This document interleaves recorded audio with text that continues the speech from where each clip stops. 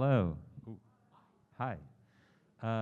Welcome and thank you for coming to MICE, and thank you for coming to the Monsters, Ghosts, and Folklore panel. I should remember that name. I think I made it up. And I also want to thank you for coming here, and I want to thank Pierre, which is Boston University, our new host. This is MICE's 13th year. We even managed to put on some kind of show during the first 2 years of the pandemic, a virtual show in 2020 and a smaller outdoor show in 2021.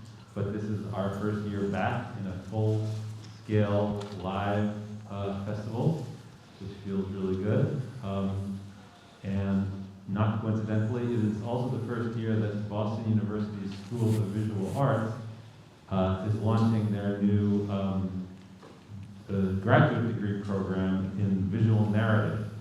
Visual narrative being what you have to call comics if you want to launch a graduate degree program. And so they are hosting us, and we're very grateful for this great space and everything they've given us. The degree program, by the way, in visual narrative is run by Joel Christian Gill, who is a special guest here and a great cartoonist, great educator, longtime friend and participant in MICE. So I think it's going to be a really strong program. And if you or anyone you know might be interested in that kind of a program, do check it out. Also, MICE, I want to say, is sponsored and produced by BCAF, which stands for the Boston Comic Arts Foundation. The Boston Comic Arts Foundation is a 501c3 charitable organization that we created a few years into the running of MICE, kind of as a parent organization, and it's expanded. We also sponsor the Boston Comics in Color Fest, various educational programs in the area, and hopefully soon we will be supporting individual artists as well. If that sounds like something you'd like to help support with a donation, we will gladly accept, tax deductible. Look at the MICE website where you can make a donation, or ask at the info desk here. And if making a donation is not something you want to do, we would also welcome your help and support if you'd like to volunteer, either at next year's MICE or at the Comics and Color Festival. I highly recommend it. It's a fun way to get involved, and who knows, you might move up the ranks and someday be up here making this announcement yourself. With that said, I would like to move on and introduce the actual panel that you have come here to see, and I will introduce the moderator, who will then introduce the four great panelists that we have here. We are very happy to have Ingrid Pierre moderating.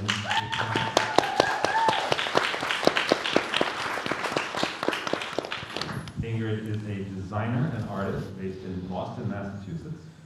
She makes autobiographical comics about being multiracial and fictional comics about zombies and monsters in love. Her graphic novel, Do Not Resuscitate, won the first ever MICE Mini Grand Prize in 2020. Thank you so much for that introduction, Dan.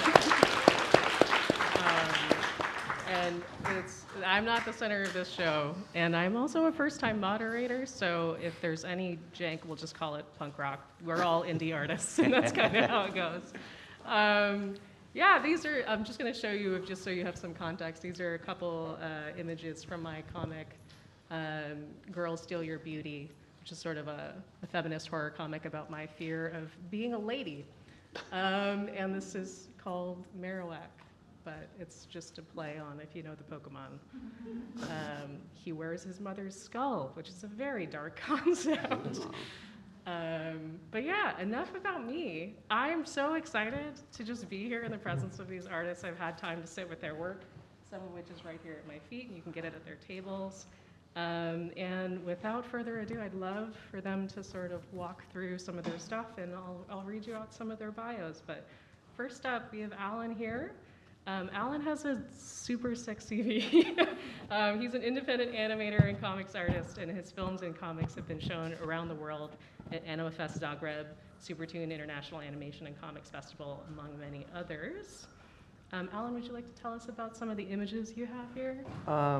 Yeah. This is just, so the comic that I made is Monsters Behind the Scenes. This is just one of the stories in it. It's just monsters going through a midlife crisis is really what the comic is. So this is just a mummy taking the night off and just hitting the town. Yeah. It's a lot of fun. I love EC comics, and I don't know, just like the tongue-in-cheek, kind of funny stuff that they have here for this. So anyway, yeah, just like there's like a good luck cake in the back for a retirement party, just like all these small little details.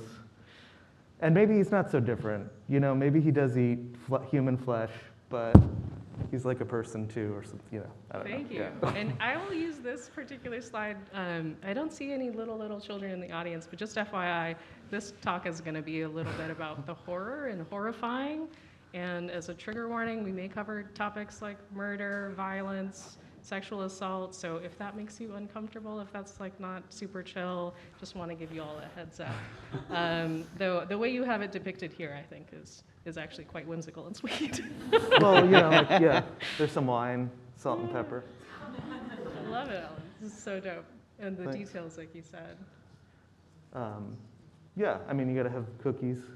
The tomb. Great. Thank you so much for that preview. And next we have Mercedes Acosta.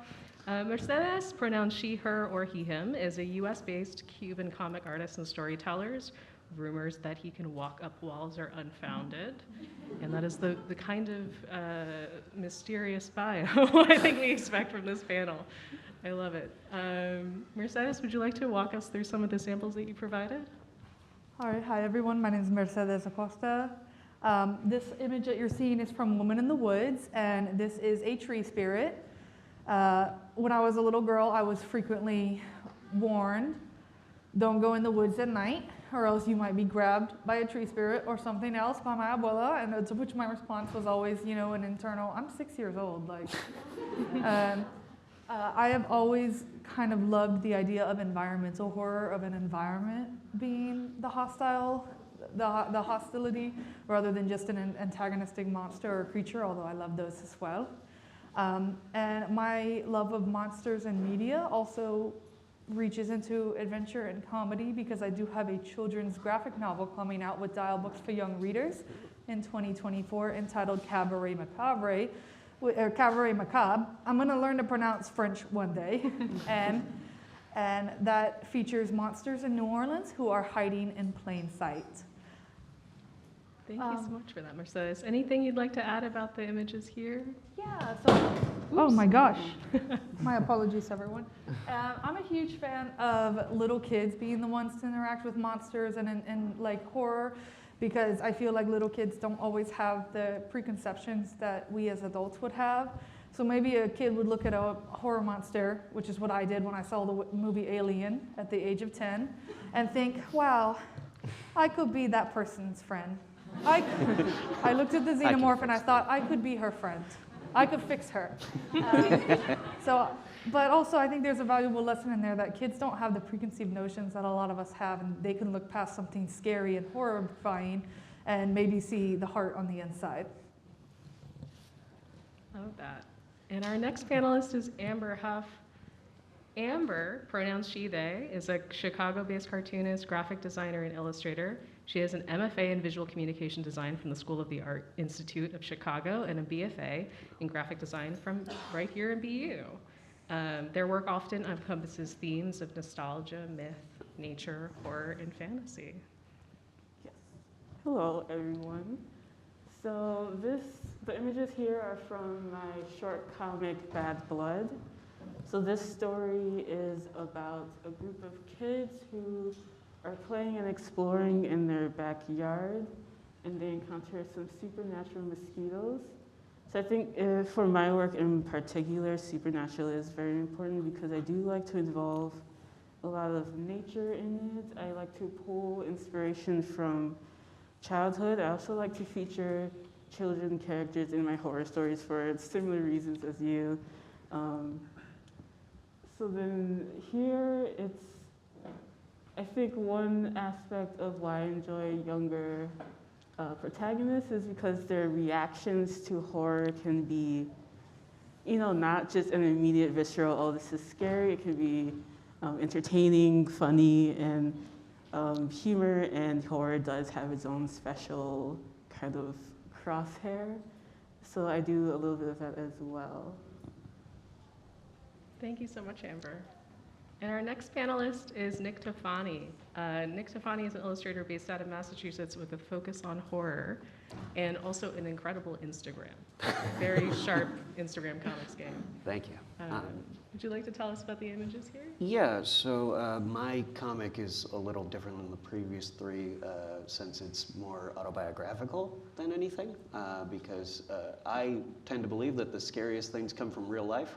And that's where a lot of like folklore and monsters and everything are really inspired from. This was something that had happened to me involving my brother.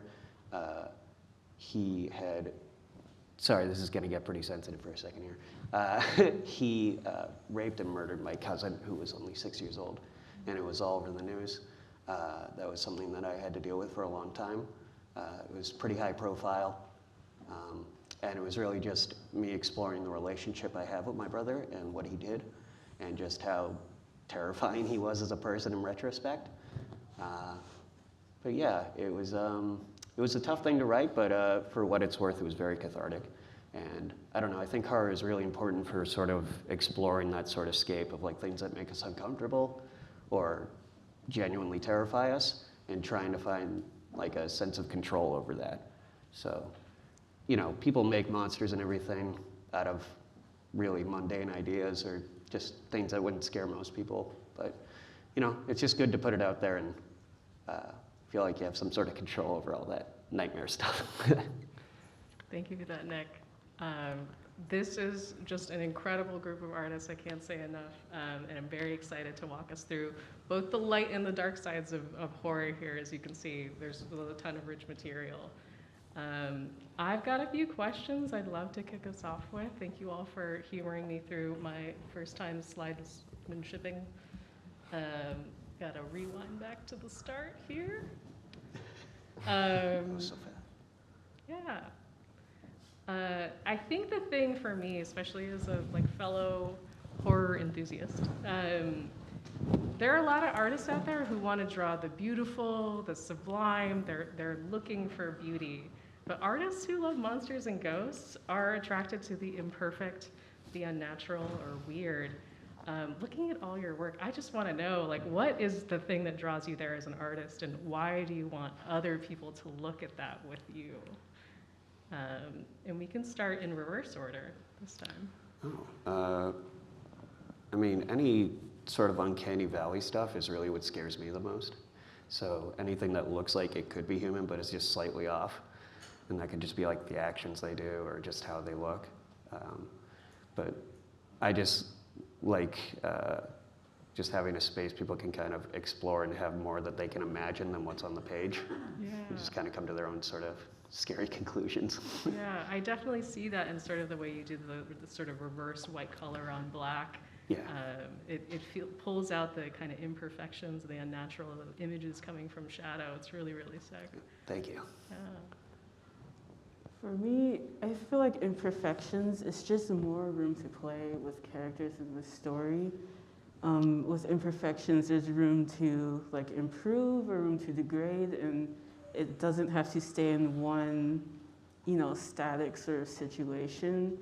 And with my work, again, going back to, I draw a lot of inspiration from nature. Nature on its own is imperfect, and some nature is scary, some is beautiful, and I feel like there's, it's not just beauty or imperfection. I kind of like to explore a range and have it change over time in my stories. And everything, all the shades in between. Yeah. Yeah. I think for me, I was always really attracted to seeing things in media that were a little unsettling, not in a like, oh, that's really cool way, so much as like when I would see like a little bit of blood on a cartoon or something, I would be really fascinated by it because I was like, that's the stuff that runs through us, that's the stuff that makes us work. And it both repulsed and intrigued me at times. And that was a very fun way for me to feel, like to have that like on the edge of being really repulsed, but also being incredibly intrigued. And I think that's what I want my work to do with a lot of people, is I want to repulse and intrigue people. Yeah, that reminds me so much of Nick's response about the uncanny valley. There's something there, the incomplete. You want to fill in the gap yourself. You want to resolve it. Oh, it's fascinating. I don't know if this is going to answer this thing, but I just love EC Comics and Harvey Kurtzman, just the level of detail in the background, like especially Bill Elder. It's just full of rich detail, and I don't know, that's just something that I like to do in my comic stuff and also animation. But yeah, I don't know if that answers it. But yeah, I just feel thinking like about you're filling in the full picture in your backgrounds too. It's not just about the subject matter, but everything that surrounds them in their environments. Yeah. We'll get into more of some of your direct inspirations later in the talk. But yeah, I'm always very curious what draws people to horror, because I think we all come from really different inspirations here. It's great to hear that. And like I said, you each have really interesting stylistic choices across the entire genre that we're talking about here. Your monsters really run the gamut from whimsical and sweet, like I said, to like kind of deeply terrifying. And I'm curious if you could talk a little bit about your intention or even some of your art making process. We'll start again in reverse order. So Alan, you get to go first. Okay. Stylistic choices. I like to explore something different with each project, so I don't know. I love comics because it's wide open to possibility, and just animation too. But what do I draw inspiration from? I love Mel Brooks, Young Frankenstein. That's like part of this too. Yeah, I don't know. There's a strong Yeah. undercurrent of humor in these. I find myself laughing out loud a lot. Like you said, the little details in the background that kind of soften the fact that there's a dude losing his life in the front. Oh yeah, no big deal. Yeah. The primary colors too. I'm curious if that comes from those influences you mentioned, or. I love that stuff, that color separation from like old 4-color comics. So that's what this is too. It's just a 4-color Rizzo, so the primary's in black. But yeah, I don't know. I'm just taking like a. I changed the context, I guess. It's usually monsters could be scary, but in this case, it's just like they're everyday people with problems. That's like my inspiration for this. Yeah, and for me, I think the primary colors, they bring a like childlikeness out of it. I think the early cartoon references really feel strong there. If you'd gone with just like red and black, it would be really more classic horror. Awesome. Yeah, Mercedes, I'm curious if you want to talk at all about your stylistic choices for here, Woman in the Woods, or some of your other art. Primarily, it seems mostly grayscale and really like textural brushstrokes and ink lines. Yeah, you are correct. I'm a huge fan of black and white, grayscale, and texture.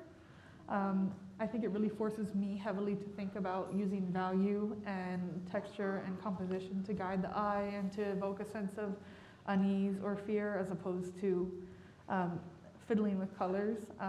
Sometimes I feel that colors are not always my strong suit, so I prefer to do black and white. With Woman in the Woods, I kind of had to rein in how freaky I was going to get with Savaiya. The name of the tree spirit is Savaiya. And I had to rein in how freaky I was going to get with her design, because this is an anthology that is aimed towards younger audiences. But a lot of times when I'm thinking about like a design that I want to be uncanny, because she almost looks human. She almost looks human. Can you go back one? Yes. I think about the things that freak me out. Like, look at her teeth in the circular panel. They're a little too long. They don't end. They're a little too long. And I think about the things that freak me out, like the fingers breaking, teeth, eyes, like the kind of stuff that makes me like, ugh, and unsettled. And I think about like, okay, maybe I could pass some of that unease onto the audience. So Yeah. for her, I gave her like, for the most part, she looks pretty normal. And then you get these little glimpses, these little close-ups where she's very much not normal. And you can tell there's something wrong with this person, not from a like, there's something wrong with them, but this is not a human. Yeah, I love those details. I really love the way that you're using the black background here and the sort of the light from the flashlight to kind of draw the focus or create kind of mystery throughout your panel. Since it's set in a tropical location, we think of that like as a paradise, and so I really love how you've manipulated this like nighttime aura to get some of that spookiness across. Like, have anyone in here ever been in the woods at night? And I mean like the deep woods? All the time. Have you ever done that thing where you're like, okay, everybody turn off your flashlights? It's something else. It's something else. And I've only done it once, and I was like, that's enough. I'm turning my flashlight back on, and we're leaving. Goodbye.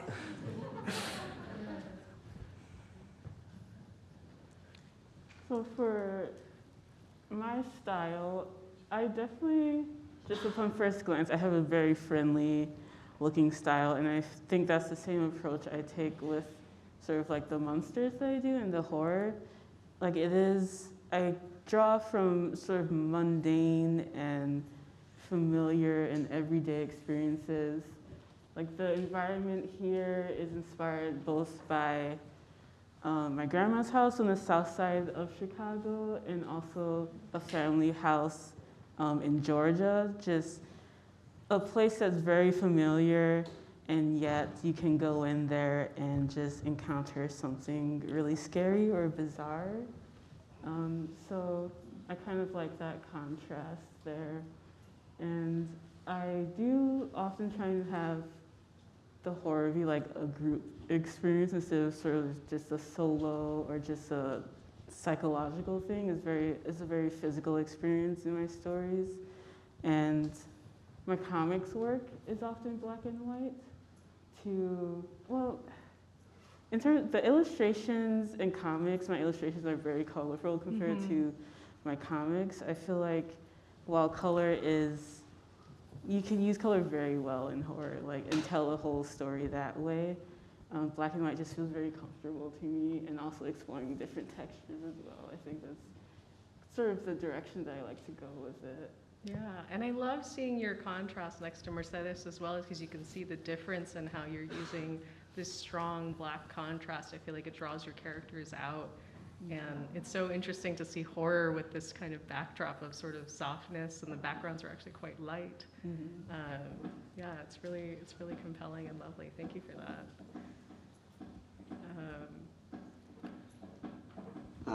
So I guess stylistically, for inspiration anyway, definitely, I mean, I got it a lot with more recent stuff especially, but like Stephen Gamel, the Scary Stories to Tell in the Dark illustrator. Yes. Yeah, I was obsessed with those books as a kid, if that doesn't surprise anyone.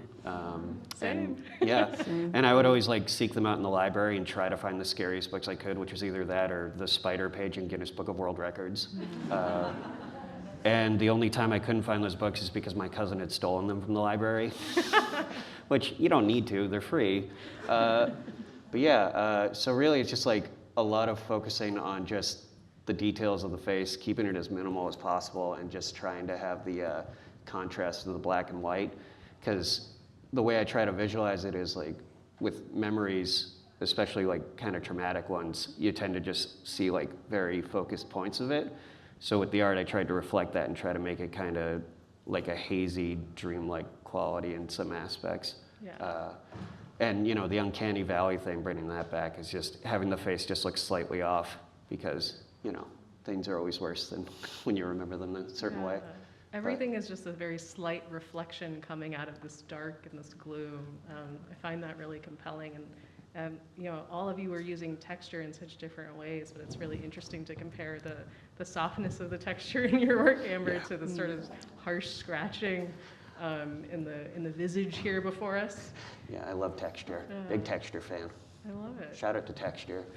shout out to Jennings. And I think I can guess your answers to these questions, but I really want to hear it from your own mouths, honestly.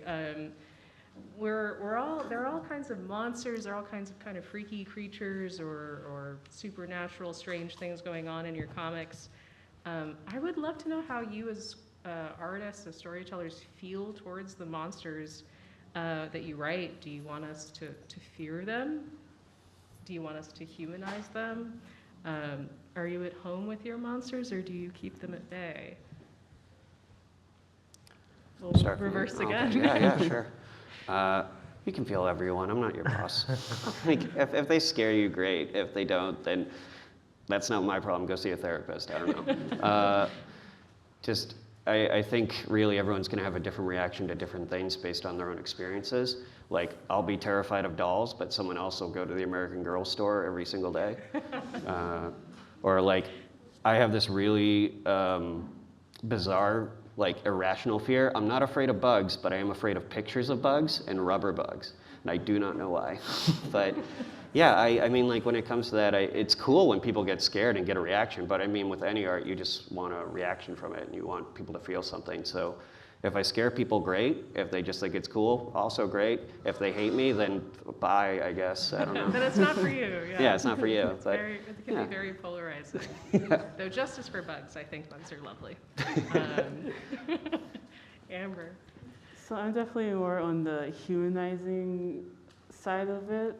I kind of prefer, like, a nice slow burn horror, not just an immediate visceral, like, fear or anything like that. I like to have the reader, the audience, or whoever kind of interact with whatever is happening and kind of just explore that relationship and have it change throughout time. Yeah. And has your relationship changed over your lifetime with the horror imagery or the monsters you write? I mean, I'm a little more into, in general, I'm not too into like the visceral, bloody body horror, things like that. But I have over time grown into it. I see the value of it. So I'm kind of starting to explore like different aspects like that as opposed to when I was doing it. That's probably just an age thing, but it has been changing over time. Yeah. It's interesting too, because I wanted to ask you, because you see the children interacting. So if you, as coming from an older or more mature place, if you feel like you have a different relationship. Yeah. Mercedes? So I think definitely for Woman in the Woods, I have a tendency to look at the monster and think about, like, what are people on the outside who don't know this monster thinking about them? And sometimes I wonder where that comes from. And I think for me personally, it comes from like a lifetime of being othered, being visibly other from when I go out in public in the USA. And so I've always felt more sympathetic to the monster. I'm like, what's Frankenstein's monster's story? What's his side of the story? What's the alien's side of the story? What's the robot's side of the story? Why is the robot evil? What did y'all do to the robot to make her like that, huh? So I've always had this maybe unfounded sympathy for the monster. And sometimes, for me, when I very much have the same attitude as Nick, as like, you can read my work and you can take it or leave it, and that's your business. But also, every now and then I'll get like a conversation from someone who's like, I really like what you did with this character who you explored this seemingly unlovable other character. And that's always very meaningful to me because, like, society's monsters. Who is society pointing fingers at in the world we live in right now? And like, why? And so that's something I've always applied to media, perhaps rightly or not. I don't really know if we need the xenomorph side of things, but I do know that everyone deserves to at least have the chance to speak for themselves. Yeah, I love that idea of the monster not just being, a background scare, but like kind of core central character. And it comes through in your work as well. I feel like your monsters are shockingly interesting and you want to spend more time with them. I totally agree with you. Yeah, that if there's like a relatability to something like that, like the other universal horror monsters too, like the creature from the Black Lagoon, like the environmental impact. Yeah, if there's some connection that we can make with it, yeah, it can be really powerful for sure. That kind of idea. Yeah, I love that. I love all the universal horror monsters. There's like some tragic element that's kind of part of their experience. That's, I don't know, it can be really powerful, just relatable kind of stuff. Yeah. Yeah, I like how you play with like monsters that we're all familiar with. You're challenging our stereotypes about them or making us look at them and laugh in a way. Yeah, it's really fabulous. We have such a diverse group here. It would be like a shame not to talk about your backgrounds and how they influence your stories. We all have, like you said, scary stories to read in the dark. That thing from your background that is like the strong influence. And a lot of our horror and folklore are like cautionary tales from our communities trying to send us a message. My story is I'm reacting to ways that people are telling women to behave or present themselves to the world as a kind of horror. Are there any messages or stories that you grew up with that are super important to understand your work? I don't, if I'm, yeah. More than just horror stuff, just my experience growing up. I'm from Vermont, and it's like just like people that I ran into in my own experience, or even people that I didn't really know, but I just saw. Like there was some guy that had a hat with antlers on it that just walked around town. Just I don't know, just a weird thing. And it kind of turned into this character from my Cal Arts thesis, a deer man, who's kind of like a nature character and heals things, but just taking like something small from just like my personal life and just seeing how I can transform it into personal work. Yeah, I draw a lot from just personal experience and all of my comic stuff. And I like that you probably had a distance from this person. You're trying to make sense of them from afar. I mean, I just saw them just like when we were driving around town, just like, I don't know, the weirdest thing to see. Yeah. Thanks for that.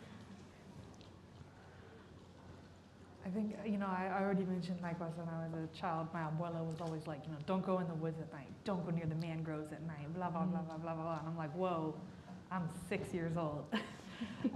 But for me, sometimes it's a little embarrassing to talk about because I feel like I'm going to come across as a superstitious, silly weirdo to people.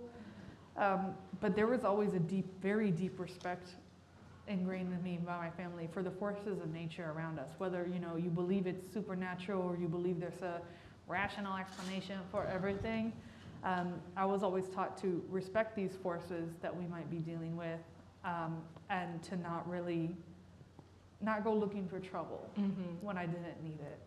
And I think that's one of the things that kind of unites a lot of people when it comes to folklore, no matter where they are, is that there's a deeply ingrained respect of what we don't understand, and the fact that we don't understand it. And you see these folklore stories, these cautionary tales, it's always someone who's being arrogant, who's like, I'm gonna go mess with the fairy ring. Oh, I'm gonna go mess in the mangroves at night. Oh, I'm gonna go in this cave that I'm not supposed to go into.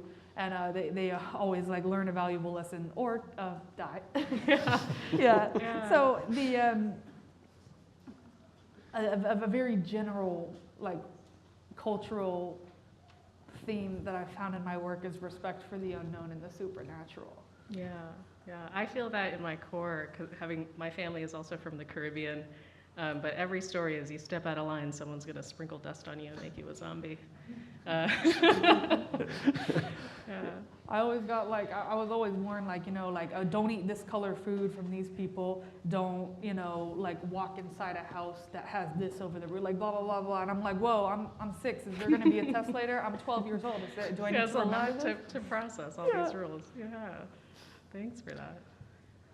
I also draw a lot from personal experiences and drawing from events in the past. I'm really into drawing inspiration from nothing like grand or extravagant, but just I'm really into oral history, little tales that your parents or grandparents say, and something that might happen just once for a second, but it just sticks in your head, and it's something that could even even if it's a small thing, something that can influence your behavior or your thought about, you know, an environment or a person or whatever it could be. So, like with my mosquito comic, it was all about just the idea of kind of the way that the parents would, you know, tell them to come inside, don't stay out too late. It's like, oh, if you stay out late, the mosquitoes will all come suck up your your bad blood. I'm like, oh, like sometimes people, especially parents, just be saying things out of pocket for no reason. There's no actual history or science or anything behind it. And it's like, oh, wow. Like sometimes you can carry it for a long time. And as you grow up, you realize that maybe it was accurate or it wasn't accurate, or your opinion about it changes over time. I love that idea when you're a kid and you're just so receptive to anything feels possible. Yeah, you're like, oh, okay, sure. Yeah, a friend of mine was saying that she used to think the newspaper told the future because it come out every morning. And that's like such a perfect little kid thought. Yeah, it makes sense, absolutely. Yeah. So to go off what he said, I'm terrified of Vermont. And to go off what you said, my mom would tell me to not put batteries in my mouth, so I'm really scared of batteries because I think they'll electrocute me. But yeah, no, really, it's, I mean, just like finding anything that's like really mundane and finding like what's freaky about it or very off, like plastic covered furniture or old houses, you know? Love It's it. Yeah, it's beautiful. Yeah, anyway, that's my background, but yeah, I just like, one of the things that scared me really bad for a long time, and this is really embarrassing, but I had these neighbors, I would be at my grandmother's house a lot, and I had these neighbors that had a vinyl sticker of an elderly woman with her hands on the side of her face, like on the window of like their down-screen basement door, but it was like covered in shadows, and every time I saw it, I'd scream and run away, because I was just like, what is that thing? And I like could not approach it for whatever reason. I'm sure if I saw it now, I'd still be scared, but you know, at least I can handle it. Yeah, now I'm like, where does one procure a vinyl sticker? Yeah, I don't know why, like most people just get like beware of dog, but they just got an old lady on their door. Beware yeah. aging. But I mean, just like finding things in your everyday life and your personal experiences and finding like what makes you uncomfortable with those things and just exploring that. You can make like anything scary out of anything. Like I was obsessed and still am with like anthology horror and just exploring so many different ideas. Like EC Comics, that's a big one. Their big thing was just like every story told a different tale, and like there was always based off of like different whole world experiences. And I think with horror, it's like or just like folklore, ghost, supernatural, it's like such a big sort of blanket. Because when people think of horror, like at first they're just like, oh, monsters, scary. But there's a ton of stuff you can explore, like folklore and like history, family stuff, any beliefs you had as a kid. And anything can be kind of twisted to make it a little bit more, say, twisted. Yeah. I see that really strongly in your work, your Instagram work. Again, shout out, not to pimp out your Instagram too much.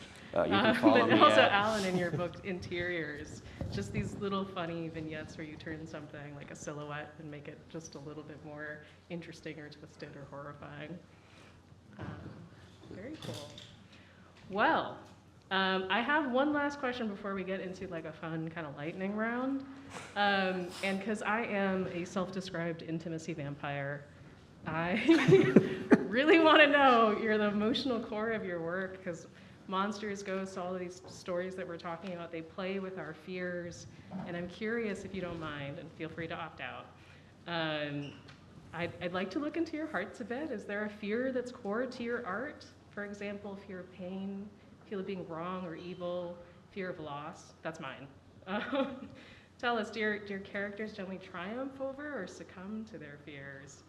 And Alan, I feel like it's a tough question for you because there's so much lightness in your work as well. Yeah. They're afraid to fit in. I don't know what it would be. To not fit in, maybe. I don't know. There is, in the monsters book that I did, there is a support group for monsters. Just like, so that they can, I don't know, I'm not even getting close to answers. No, this But just like, yeah, they're just trying to work through some problems in a group therapy session. You know, like, I don't know. It's like totally like goofball stuff, the stuff I'm doing here, I don't know. if that's going to answer But any it comes from a really real emotional place, right? core, Like yeah. fear of not fitting in that turns you into an other, it turns you into a monster. It feels so true looking at this page.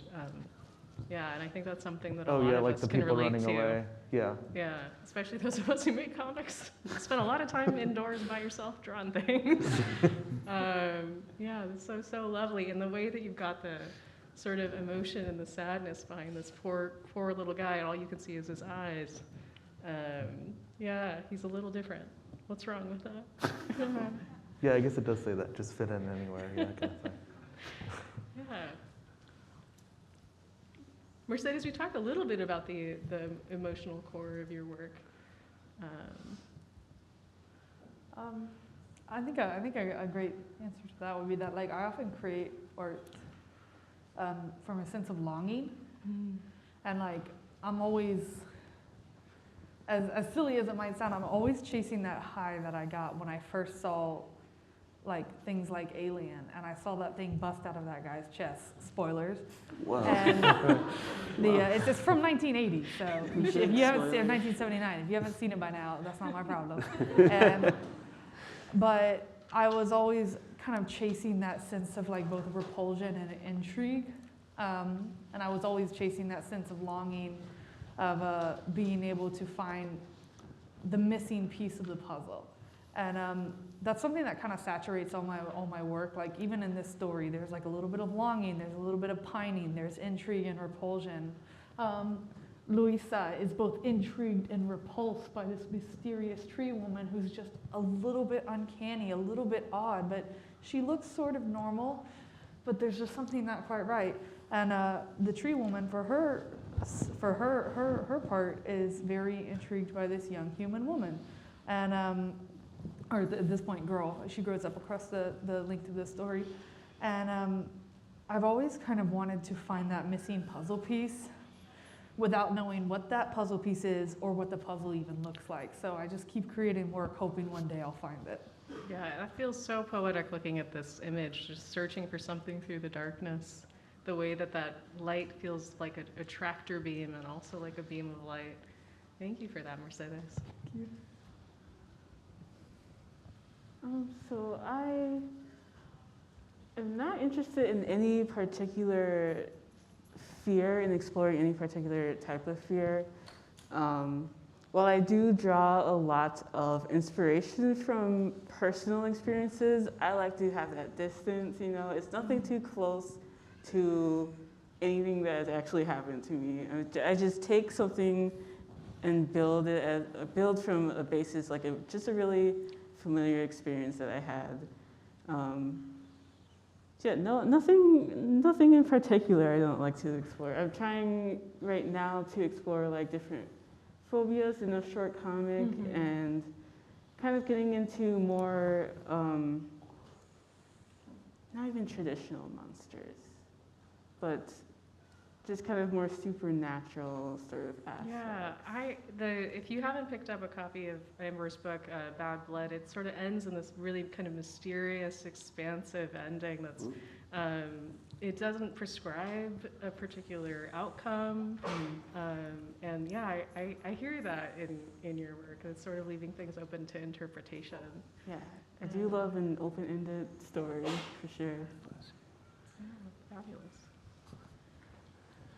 Yeah, so I guess the main thing I explore is just like overwhelming anxiety and just like the fear of being perceived, really. So as you can probably imagine, this is a bad line of work for me to be in. And you know, when the pandemic happened, it was terrible, but I got to stay inside, so. Yeah, I don't know, it just really the idea of just people looking at you and the idea of like, what are they thinking about me, blah, blah, blah. But then, you know, the way you deal with that is like the whole adage of spiders. It's like, they're more afraid of you than you are of them. So now everyone's terrified of me. That's great. And here you are on stage with us. Yeah. This is a performance art piece. Yes, I'm killing it. Anyway. But yeah, like Mercedes, I like to do the uncanny stuff and just have the face just be like slightly off or a little weird. Like it looks inviting enough, but then like if you look at it closely, like the two lone teeth or anything like that, it's very uncomfortable and it's very jarring. Also, I was gonna watch Alien for the first time tonight, so thank you so much for ruining it. But yeah, I like just making things that make me personally uncomfortable, and somehow apparently that makes everyone else uncomfortable too. So. I love that common core of anxiety. I think a lot of us feel that. Well, we're about to, if I could DJ this right, hit our lightning questions round. We dive deep. We did a little funny. We did a little serious. This is just all silly. I'd love for us to just go through, like, rapid fire through just a quick lightning round. Who do you think is the most misunderstood monster in all of popular culture? I'm going to say the Blob from 1958, because you don't even know, what the hell is that thing doing, you know? Yeah, he's just like trying to live his consuming life. Stuff. Yeah. Fair. Probably the Thing. Okay, I thought about this question. I do not have an answer. Just like you said, you haven't watched Alien yet. No, I I was do just not watch. Oh, you have? Yeah. Okay, well, I haven't watched The Blob or The Thing, or like I don't watch the most popular horror stories. I don't know. So all of them are misunderstood. yeah, To they're be all understood. misunderstood. Great answer. Someone might be especially Like, bad. what's everyone's Monster problem with advocate them? over here. I guess for me, Creature from the Black Lagoon, I really like, because they're just trying to find love. They're just going about it all wrong. And not everyone can breathe underwater, so. Yeah, just a little sticky. What's wrong with that? Yeah, just a sticky fish guy. What more could you want? Shape of Water, everybody wanted that fish. What's going on?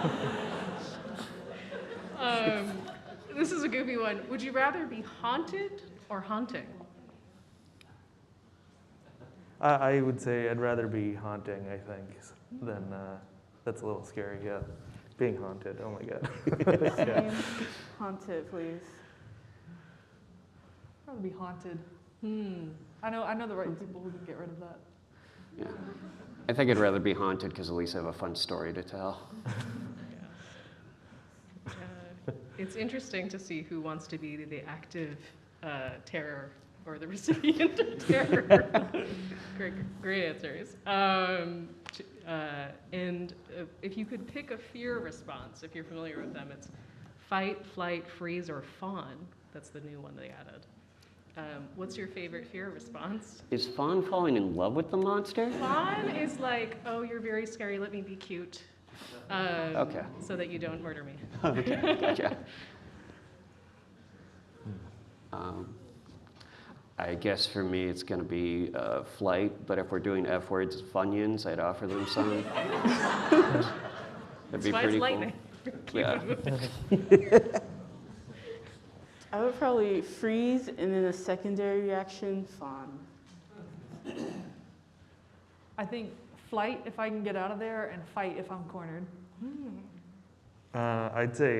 I'd probably, yeah, same thing. I mean, maybe a little bit different. Freeze, and then, but I'd really like to get away, yeah. Hit the bricks. Yeah. If it sucks, hit the bricks. And then lastly, if we're all going to pick up your comics, which I have by my feet here, what song should be the soundtrack of your work? What should we listen to while we read? What is I forget what the group is. Blue Moon from American Werewolf in London. That would be the one. I forget what it's the Marcells, I think. Solid answer, yeah. River by eBay. I'm a big fan of Children of the Sea, so I do Spirits of the Sea by Kenshi Yonezu. I didn't prepare for this question. Sufjan Stevens, John Wayne Gacy. That's a great answer. choice. Everyone, thank you for your fabulous answers and entertaining me through the ups and downs of that. Really appreciate it. What a wonderful, talented group. Y'all definitely check out their tables. Reminder of where they are. And that's all from us. Thanks so much. Great job, Ingrid.